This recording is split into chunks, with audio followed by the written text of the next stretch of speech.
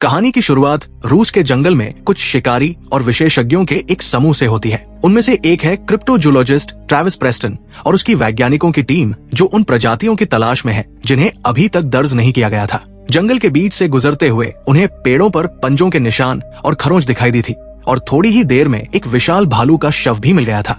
लेकिन इस टीम में हर कोई वैज्ञानिक खोज के लिए नहीं आया था और इसी वजह से ट्रेविस को हार्कर को राइफल के साथ देखकर खींच महसूस हुई थी। हार्कर हंसते हुए बोला कि ये सिर्फ सुरक्षा के लिए है और वो जानबूझकर बाकी लोगों से दूर ही खड़ा रहा था जब सब भालू की जांच कर रहे थे। ट्रेविस को उस शव में एक बहुत बड़ा दांत मिला था जिससे साफ जाहिर था कि इस भालू पर किसी और कहीं ज्यादा बड़े जीव ने हमला किया था। उसका साथी ब्रैंडन भी शेखी बघारते हुए बोला था कि उसने ऐसे पैरों के निशान नापे हैं जिन्हें देखकर बिगफुट भी शर्मा जाए। ट्रेविस का असली लक्ष्य इस जंगल में प्रागैतिहासिक भालू के अस्तित्व को साबित करना था, लेकिन अब अंधेरा तेजी से घिरने लगा था और टीम का एक सदस्य वापस जाने की जिद कर रहा था। ट्रेविस ने इस समय प्रोजेक्ट छोड़ने से साफ इनकार किया था और किसी भी हालत में जंगल में रुकने का फैसला किया था। रात को सब लोग घात लगाए बैठे थे और इसी दौरान हार्कर ने नौजवान स्कॉट को डराने के लिए खूनखोर भालुओं की कहानियां सुनाई जो इंसानों के डर की गंध सूंघ सकते हैं। तभी ब्रैंडन को झाड़ियों में कोई हलचल दिखाई दी थी और सब हंस पड़े जब वहां से एक स्कंक बाहर निकला था। लेकिन हंसी ज्यादा देर तक नहीं चली क्योंकि उसके ठीक बाद असली भालू सामने आ गया था। हार्कर की थ्योरी सच साबित हुई थी जब वो जानवर सीधे उस बूढ़े सदस्य पर झपटा जो उससे सबसे ज्यादा डर रहा था। ट्रेविस ने शिकारी को गोली चलाने से रोका था और खुद को भालू का निशाना बनाने के लिए जोर से चिल्लाने और हाथ हिलाने लगा था। जैसे ही भालू का ध्यान उसकी ओर गया, ट्रेविस उसे पागलों की तरह दौड़ते हुए एक जाल में फंसा लाया और ट्रैंक्विलाइजर डार्ट से बेहोश करने की कोशिश की थी। जानवर कमजोर पड़ने लगा था, लेकिन अचानक हार्कर ने बिना चेतावनी के गोलियां चलानी शुरू कर दी जिससे दवा का असर कम हो गया था। गुस्से में भालू ने जाल तोड़ दिया और अपने रास्ते में आने वाले हर किसी पर हमला करने लगा था। दुर्भाग्य से शिकार स्कॉट बना और वो उस वार से बच नहीं पाया था। लंदन लौटने पर ट्रेविस अपराध बोध से जूझ रहा था और साथ ही हार्कर के लगाए गए लगातार मुकदमों का सामना भी कर रहा था। तभी उसके ऑफिस में एक और वकील आया और पहले तो ट्रेविस को लगा कि ये भी हार्कर का कोई आदमी है, लेकिन उसका नाम डग था और वो एक बेहद अमीर क्लाइंट का प्रतिनिधि था जो चीन में पाइपलाइन का निर्माण कर रहा है। हाल ही में एक रहस्यमयी जीव की झलक ने कामकाज को पूरी तरह अस्त व्यस्त कर दिया था और इसी वजह से डग चाहता था कि ट्रेविस उसकी मदद करके उस जीव को पकड़ ले। लेकिन ट्रेविस ने इस निमंत्रण को ठुकरा दिया था क्योंकि वो अब भी अपने पिछले अनुभव से हिला हुआ था। हालांकि जैसे ही उसने एक वीडियो देखा जिसमें एक ऐसा जानवर नजर आ रहा था जो बिल्कुल ड्रैगन जैसा लग रहा था, उसका मन बदल गया था। उत्साह में भरकर वो ब्रैंडन और केटी के साथ चीन के लिए उड़ान भर चुका था और वहां पहुंचकर उसने दोनों की मुलाकात डग से कराई थी। डग के साथ एक इंटरप्रेटर बाई भी था जो इस टीम का गाइड बनने वाला था। बेस की तरफ जाते समय डग ने समझाया था कि कुछ मजदूर गायब हो चुके हैं जबकि कुछ डरकर भाग गए थे, खासकर उस वीडियो के सामने आने के बाद। ट्रेविस तुरंत काम शुरू करना चाहता था, लेकिन डग ने कहा कि अभी कॉन्ट्रैक्ट की कुछ शर्तें तय करनी बाकी है और असली काम अगले दिन से ही शुरू होगा। उसी रात एक मजदूर ने अंतिम बार इलाके का चक्कर लगाया और रिपोर्ट दी कि सब कुछ ठीक है। लेकिन तभी अचानक एक अजीब आवाज सुनाई दी जिसने उसका ध्यान खींच लिया था। टॉर्च लेकर उसने आवाज की दिशा में खोज शुरू की और जैसे जैसे आवाज तेज होती गई उसे ऐसा महसूस हुआ जैसे कोई बहुत बड़ा जीव तेजी से हिलता डुलता हर चीज से टकरा रहा है। खतरे को करीब समझकर वो जल्दी से एक सीढ़ी पर चढ़ने लगा और जैसे ही ऊपर पहुंचा, अचानक एक विशाल जानवर ने उस पर हमला कर दिया था। अगली सुबह निर्माण कार्य सामान्य रूप से चलता रहा, मानो रात में कुछ हुआ ही न हो। बाई ने ट्रेविस को गेट से भीतर ले जाने में मदद की, लेकिन पार्किंग से पहले ही एक गुस्साई चीनी महिला रास्ता रोककर खड़ी हो गई थी। वो चिल्लाते हुए पूछ रही थी कि कार में कौन है। उसका नाम था डॉक्टर लांजांग। ट्रेविस ने उसे समझाया कि वो यहाँ एक जंगली जानवर की जांच करने आया है, लेकिन उसकी हैरानी तब और बढ़ गई जब महिला ने पूछा कि कहीं उसका नाम जिम हार्कर तो नहीं है। और उसी समय असली हार्कर वहाँ अधमका था और उसने कोशिश की कि ट्रेविस को भीतर जाने से रोक दे, ये कहते हुए कि वो सबकी सुरक्षा के लिए खतरा है। हालात और बिगड़ गए जब पता चला कि हार्कर अपने साथ एक कैमरामैन भी लाया है जो इस पूरी एडवेंचर को रिकॉर्ड करने के लिए तैयार बैठा है। गुस्से में ट्रेविस ने प्रोजेक्ट छोड़ने की धमकी दी थी, लेकिन उसकी टीम ने उसे मनाया कि चाहे डग के बहाने कितने भी खोखले हों, उन्हें यहाँ रुककर अपना काम पूरा करना है। अपने प्रतिद्वंदी से पहले उस रहस्यमयी जीव को ढूंढ निकालने की जल्दी में ट्रेविस ने मजदूर हान वू से बात की और उस व्यक्ति से मिलने की इच्छा जताई जिसने सबसे पहले वो वीडियो रिकॉर्ड किया था। इसी बीच झील के किनारे केटी और डग बातचीत कर रहे थे कि अचानक पानी की सतह पर बुलबुले उठने लगे। केटी ने कहा कि मछलियां जरूर किसी चीज से डर रही हैं और तभी ब्रैंडन का दिल दहल गया जब एक जोरदार लहर उसके उपकरण से टकरा गई। खतरा समझते ही केटी ने डग को तुरंत पानी से दूर जाने की चेतावनी दी। डग ने भागने की कोशिश तो की, लेकिन जैसे ही उसने देखा कि उसके पैरों के नीचे की लकड़ी की पट्टियां ढीली हो रही हैं, वो बुरी तरह घबरा गया। अगले ही पल एक विशालकाय सरीसृप जैसी पूंछ ने पूरे पियर को तहस-नहस कर दिया था। डग कुछ देर के लिए टूटे हुए हिस्से पर फंसा खड़ा रहा, डर से कांपता हुआ। तभी केटी की चीखों ने उसे होश में लाया और उसने किसी तरह छलांग लगाकर सूखी जमीन पर कदम रखा, मुश्किल से उस समुद्री राक्षस से बचते हुए। हान वो ट्रेविस को प्रोफेसर जॉन यू के पास लेकर गया, जिसने वीडियो के बारे में बात करने से साफ इनकार कर दिया और ट्रेविस को शक की नजर से देखने लगा। उसका कहना था कि अभी ये साफ नहीं है कि ट्रेविस आखिर किस पक्ष में है। इसके बाद डग ने सबको मोर्चरी में बुलाया। वहीं केटी ने मौका पाकर ट्रेविस को झील में हुई घटना बताई। चूंकि कोरोनर किसी पैथोलॉजिस्ट के आने तक शव दिखाने को तैयार नहीं था, ट्रेविस ने ब्रैंडन को उसका रूप धरने के लिए कहा, क्योंकि टीम में वही अकेला था जिसे चीनी भाषा आती थी। ये छल तब और पेचीदा हो गया जब चादर हटाई गई और ब्रैंडन शव की हालत देखकर उल्टी करने ही वाला था। जैसे तैसे उसने दरवाजा खोला और बाकी साथियों को भीतर आने दिया। तभी केटी ने शव के शरीर में फंसा एक बेहद बड़ा दांत देखा, जो अब तक वही अटका हुआ था। मामला और गर्मा गया जब हारकर खुद भी मोर्चरी में आ पहुंचा और ट्रेविस को धमकाने लगा कि अगर उसने मिली हुई हर चीज तुरंत नहीं सौंपी तो नए मुकदमे में दायर कर देगा। लेकिन जब उसने स्कॉट की मौत का जिक्र करते हुए ये कहा कि लड़का इसलिए मरा क्योंकि वो कमजोर था, तो ट्रेविस अपना गुस्सा काबू में नहीं रख पाया और उसने सीधे उसके चेहरे पर मुक्का जड़ दिया था।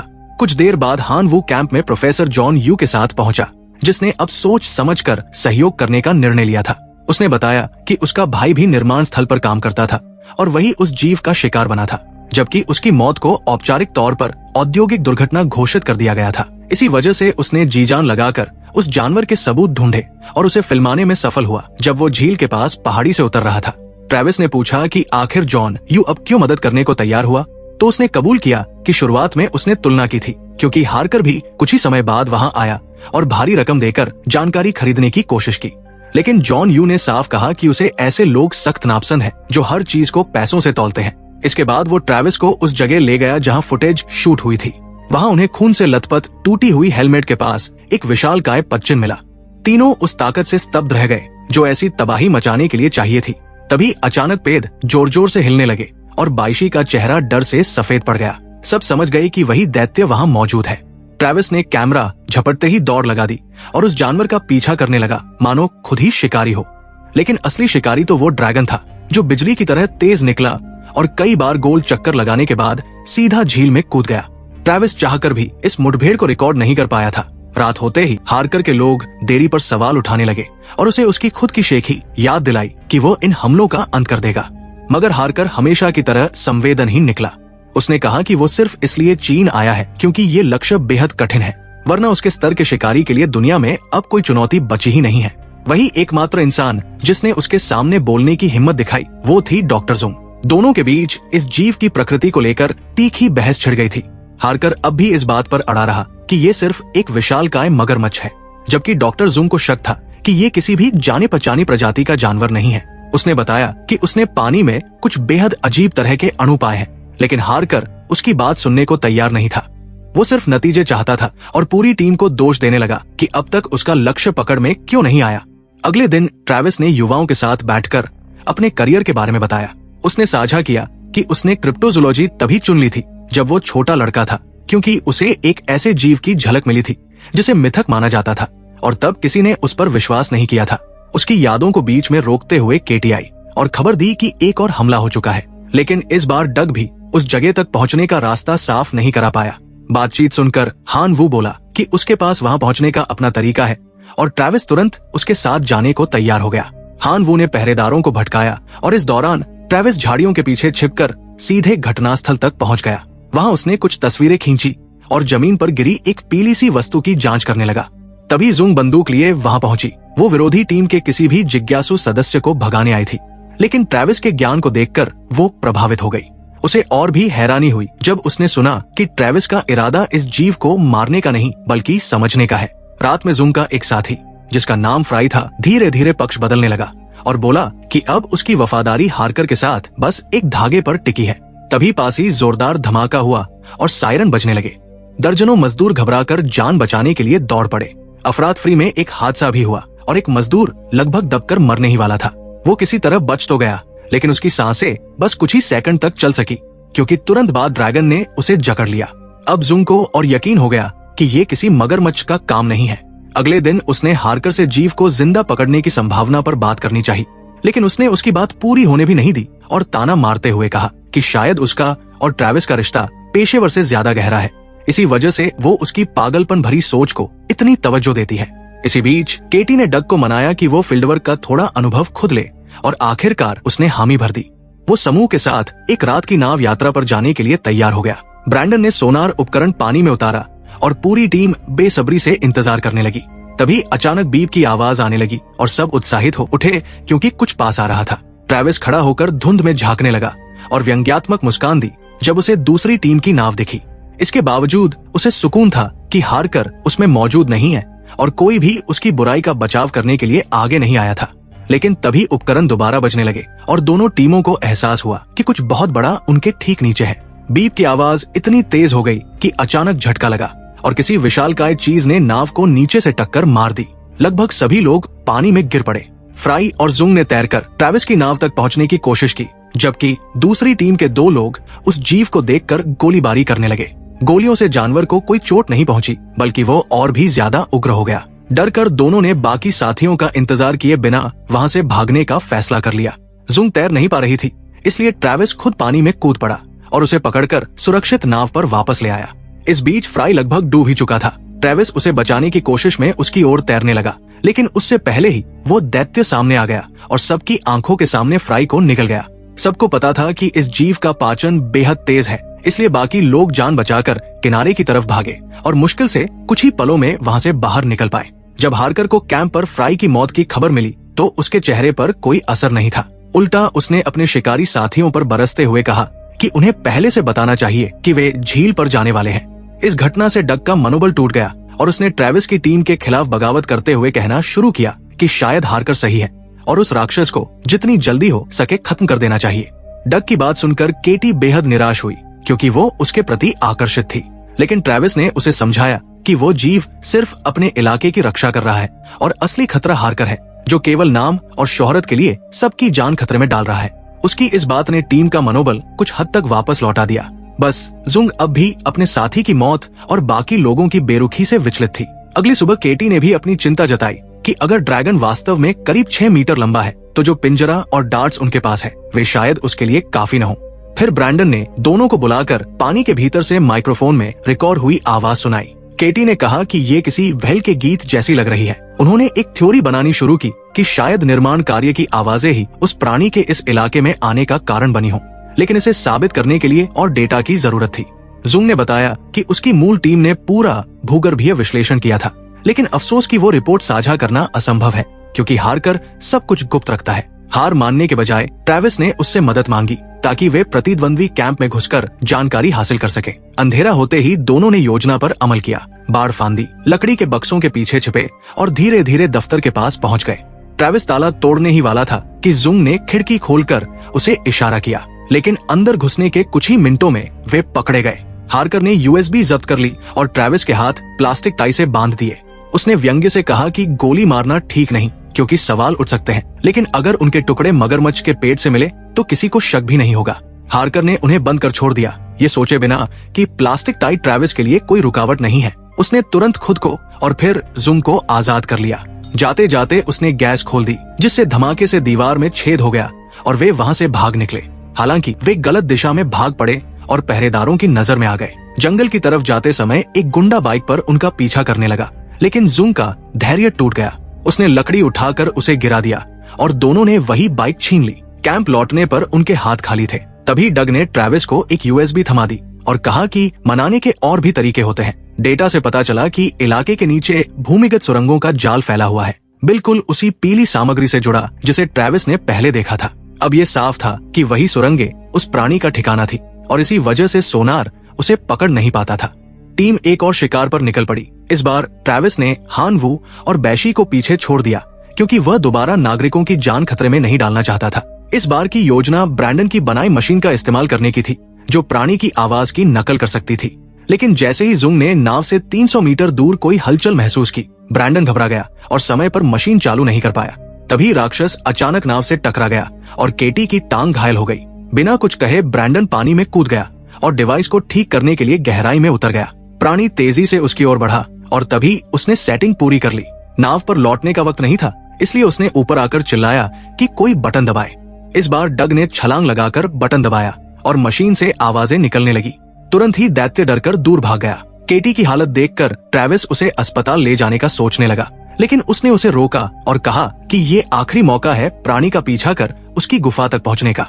झील के दूसरी तरफ पार कर अपनी नाव में था और उसके गुंडों में से एक ने ट्रेविस की नाव देख ली। उन्हें पता भी नहीं चला कि वे निगरानी में है। टीम गुफा में दाखिल हो गई और अंदर इतना बड़ा इलाका था कि वे नाव से उतर भी सकते थे। केटी को प्रवेश द्वार पर ही छोड़ दिया गया, जहां वो नाव पर नजर रखते हुए जॉन, यू और डग को पिंजरा जोड़ने का काम देख रही थी।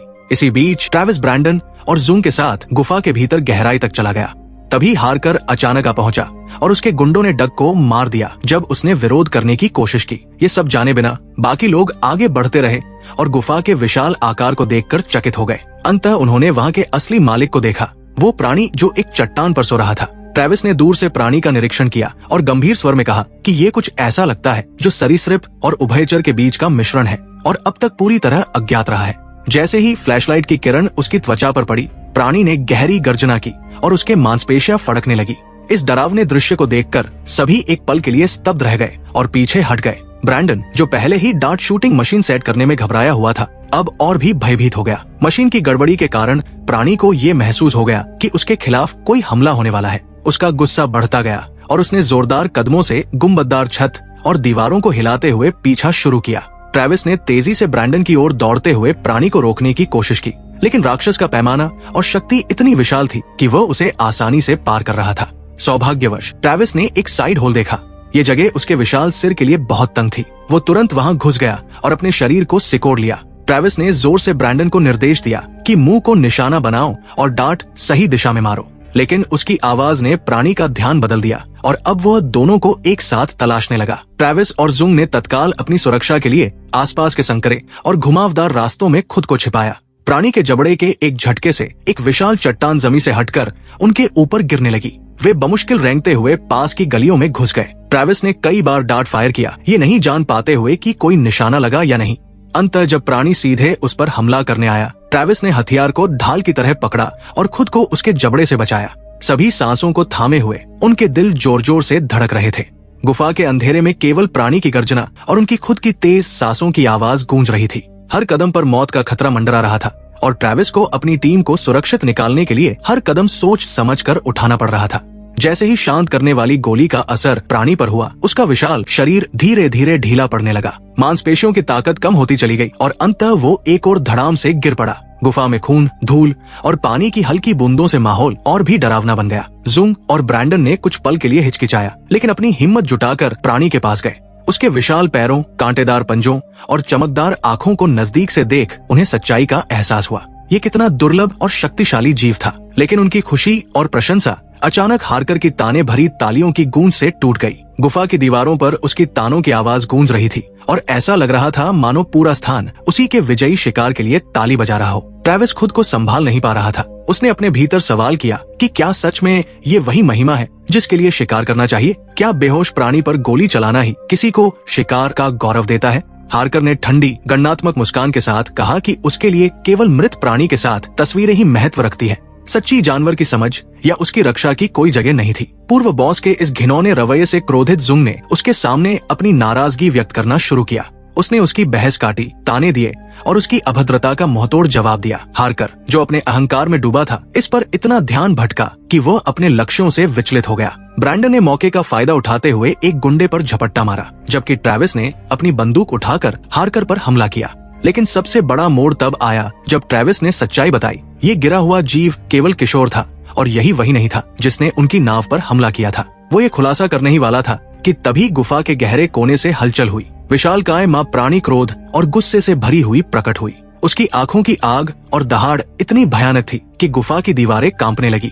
वो तुरंत एक गुंडे के पीछे दौड़ी जिसने अपनी आंखों के सामने साथी को निकलते देखा। दूसरा गुंडा, जो उस दृश्य को देखकर पूरी तरह घबरा गया था, भाग खड़ा हुआ। ब्रैंडन ने इस मौके का फायदा उठाया और अपने दोस्तों के लिए रास्ता खोला। ट्रेविस ने जुंग को जोर से खींचकर एक संकरी दरार में ले गया, जहां दोनों चुपचाप सांस लेने लगे और अपने आप को संभालने की कोशिश की। उनके दिल तेजी से धड़क रहे थे, हाथ और पैर कांप रहे थे और हर श्वास में गुफा की गंध और प्राणी की मौजूदगी का डर घुला हुआ था। सन्नाटा कुछ ही क्षणों के लिए रहा। बाहर गुफा में माँ प्राणी के कदमों की गूंज और उसके रौद्र स्वर अब भी गूंज रहे थे। ये स्पष्ट था कि किशोर प्राणी की सुरक्षा में माँ अपनी पूरी ताकत लगा रही थी और इस क्रोध ने ट्रेविस और उसकी टीम को ये समझा दिया कि वे अब सिर्फ अपनी बुद्धि और त्वरित निर्णय से ही बच सकते थे। अचानक वही गुंडा दिखाई दिया, चीखते हुए और भीख मांगते हुए कि उसे भी वही रुकने दिया जाए। ट्रेविस ने उसके मुंह पर हाथ रखकर उसे रोकने की कोशिश की, लेकिन तब तक नुकसान हो चुका था। प्राणी ने तुरंत उस पर हमला कर दिया और ट्रेविस और जुंग गुफा की ओर भागने लगे। भागते हुए उन्होंने देखा कि हार्कर ने सभी को बंधक बना लिया है। केटी और डग को उसने पिंजरे में बंद कर रखा था। ट्रेविस ने बिना किसी हिचकिचाहट के फैसला किया कि उसे भी पिंजरे में घुसकर स्थिति संभालनी होगी। जैसे ही विशाल प्राणी वहां पहुंचा और हार्कर को देखा, उसने उसे चट्टानों की ओर फेंक दिया, जिससे हार्कर बेहोश हो गया। फिर प्राणी ने पिंजरे को जोर जोर से धकेलना शुरू कर दिया और ये सभी के भीतर घूमने लगा। इस बीच ब्रैंडन, जो बाहर ही बचा था, ने प्राणी का ध्यान भटकाने की कोशिश की। वो लगभग प्राणी के जबड़े में समा ही गया था, लेकिन ट्रेविस ने फुर्ती से कदम उठाकर उसे उसी रणनीति से बचा लिया। प्राणी अब पूरी तरह गुस्से में था, लेकिन टीम ने अपनी समझदारी और त्वरित निर्णय से स्थिति को नियंत्रित करने की कोशिश की। गुफा में पिंजरे की आवाज, प्राणी की गर्जना और उनकी दौड़ का मिश्रण इतना डरावना था कि हर पल ऐसा लग रहा था जैसे कोई भी क्षण मौत ला सकता है। लेकिन ट्रेविस और उसकी टीम अब अनुभव और साहस के बल पर हर चुनौती का सामना करने के लिए तैयार थे। ट्रेविस ने तुरंत सबको कहा कि नाव की ओर भागो और फिर अकेले पिंजरे में प्रवेश किया, लेकिन उसके साथ ब्रैंडन की बनाई डिवाइस थी। जैसे ही उसने डिवाइस सक्रिय की, प्राणी आग बबूला हो गया और पिंजरे को अपने गर्दन की ताकत से ऊपर उठाने लगा। पिंजरे के चारों ओर हवा और पानी की छींटे उड़ रही थी और अंदर बंद लोग हिलते डुलते डर के मारे चीख रहे थे। लेकिन बहुत देर नहीं लगी और प्राणी गोली के प्रभाव में धीरे धीरे शांत पड़ गया। ट्रेविस ने डिवाइस का नियंत्रण बनाए रखा और आखिरकार प्राणी की सक्रियता कम हो गई। बाहर टीम बेचैनी में ट्रेविस के लिए चीख रही थी और नाव से उसका इंतजार कर रही थी। जैसे ही वो पानी से बाहर निकला, सभी ने राहत की सांस ली। कुछ समय बाद प्राणी को चीन द्वारा प्रदान किए गए एक नेचर रिजर्व में निगरानी में रखा गया। वही पता चला कि हार्कर उस दिन के बाद कभी नहीं मिला। इस बीच डग ने भी अपने दोस्तों को सच्चाई बताई और खुलासा किया कि वही रहस्यमय क्लाइंट था जिसने पहले सबको भ्रमित किया था। इस पूरी घटना ने टीम को न केवल असली शिकार और साहस का अनुभव दिया, बल्कि ये भी सिखाया कि सम्मान, समझदारी और साहस ही असली जीत की कुंजी है। टीम ने एक अनजान और शक्तिशाली जीव की दुनिया को समझा और उसे सुरक्षित रखने में सफल रही, जबकि मानव लालच और अहंकार की महत्ता भी सामने आई। ये कहानी यही खत्म हो जाती है और अद्भुत कहानियां देखने के लिए चैनल से जुड़ जाएं।